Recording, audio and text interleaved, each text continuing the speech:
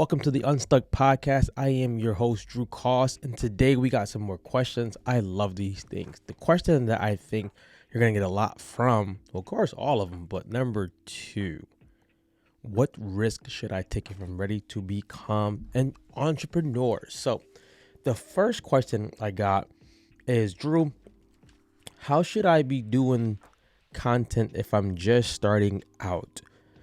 This is concerning a business. So just starting out with creating content as a business, the goal is probably to get customers, right? You want to get people inside of the door. What most people would tell you to do, which is the opposite of what I'm going to tell you to do, is start off with selling. I'm going to say do not do that. Start off with giving. Now, I would create maybe 3 freebies. One could be a PDF of the top 5 myths people have about whatever you do. So let's say I was a fitness trainer. The top 5 myths I could use in a PDF could be: you cannot eat foods you love. Calories are burnt more from doing cardio than lifting weights. You'll get fat if you eat too much vegetables.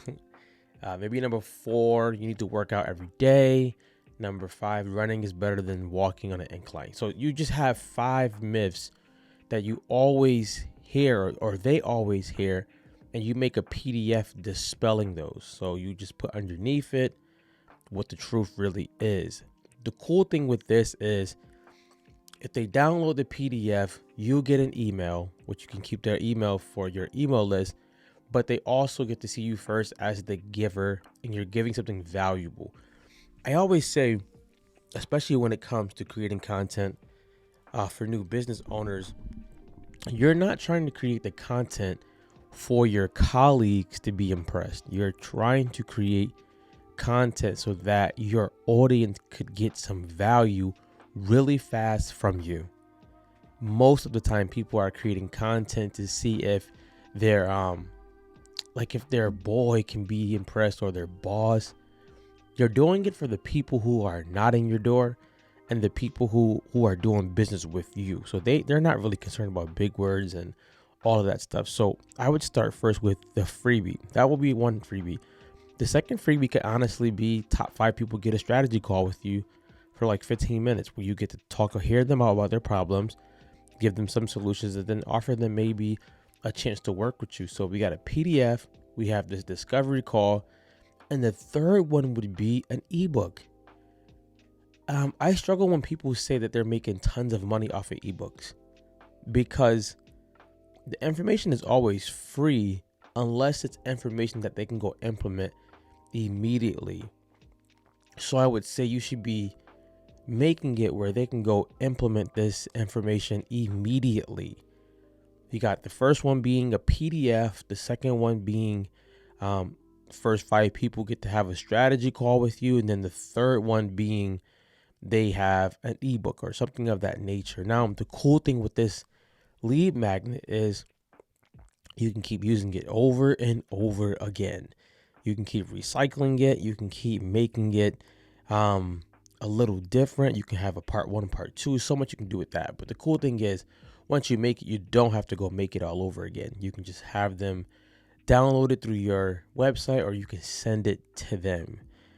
If I was just starting, also, the next thing I would do is I would show a lot of behind the scenes of what's happening. Any business I've built, I've always shown the behind the scenes. I showed sometimes with me doing a podcast with bad lighting, good lighting, showing behind the scenes of me just working, showing behind the scenes of me going shopping to get stuff, showing behind the scenes of me trying to do things with my daughter. And the cool thing with that is people start to realize, oh, this is a real person. This isn't AI, and this is someone I can actually relate to, which is what you want. You want to do business with people who you actually like. You don't want to always have to do business with people who just seem like they're rigid, they don't have a heart, and they don't really care about you. So I would give those freebies. I would show behind the scenes. And then the next thing is to create engagement, I would give value, and I would ask a question that kind of prompts a good answer. So a good call to action is, if I say I was talking about fitness again, right? Talking about fitness, and the question I asked you at the end, if I can give you $1 million, would you rather get in shape by doing it the natural way, or would you rather get surgery? This kind of warrants an answer, which is really good because you want the engagement on your page. So I would do those things, and I would just double down on those things. I would try, honestly, to post 3 times a day. I would try to make the bulk of it videos, and if you need video ideas and stuff like that, you can check out my website. You can hit me up. But I would try to put out information, and good information, so much that people ask, how can we do business with you? You also are creating a library on your page for people to go and look at, because now they're actually seeing some other things that you've answered already, some other ways you've answered it, and now you are becoming trustworthy in their book. Too many people start off on their social media pages, YouTube pages, just swinging for the sale. Yes, you do need to make money, but if you come out swinging for the sale, you're going to turn people off very, very fast. So those 3 things, try that. Now, this second question, what risk should I take if I'm ready to become an entrepreneur? Okay, this answer is gonna vary based on, do you have kids? Do you have a wife? Do you live at home or not?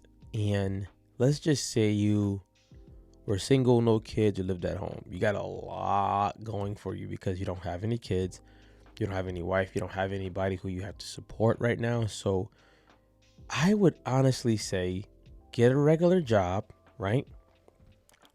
And then the spare time, I would try to go work and solve problems for a bigger entrepreneur if you can get close to them, right? Even if it's something as simple as doing their errands, bringing their clothes to the cleaners, being like a personal assistant. The reason for that is entrepreneurship looks very, very glorious from the outside until you get in. And when you get in, you start to realize it's not as glorious as people are making it to be. It's quite scary. The reason why I would go that route first is because that entrepreneur is probably going to tell you things that you can say that can save you years of time. They can tell you things that help you put you in the right industry. They could also tell you things to help you realize the path you want to take. Is this something you really want to do, or does it look fun for the moment? Now, I say that because now you still have your job.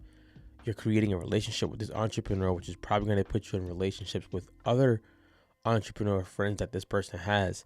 But also, you don't take this big risk by leaving it all and having to grind every day.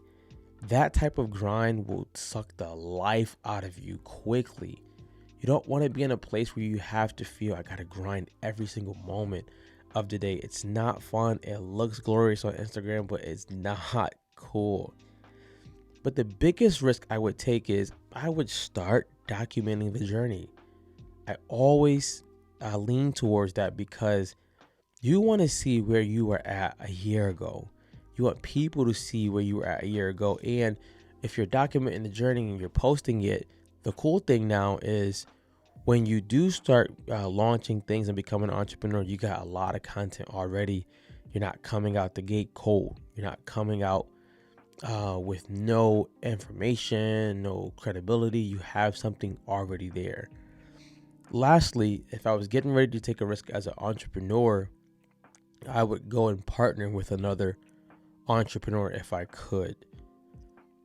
It's better doing it with people. Collaboration over competition is things people say nowadays, but you want to collaborate with people who don't have the same strengths as you, because you want to be complementing them versus just collaborating just to have good conversations. You want to be able to complement their strengths, your weaknesses, and do that over and over again. But I don't think the risk that anyone should take, whether you have a family or not, is to just drop it all and go for it. You can. I'm not saying you can't, but I'm just saying my advice would be always See who you can help on the side before you jump all the way in. You don't have to jump in the deep end immediately. You can start off in the shallow end. So I hope that helps you guys. If you got questions, hit us up. We would love to answer them. Get unstuck and go be great.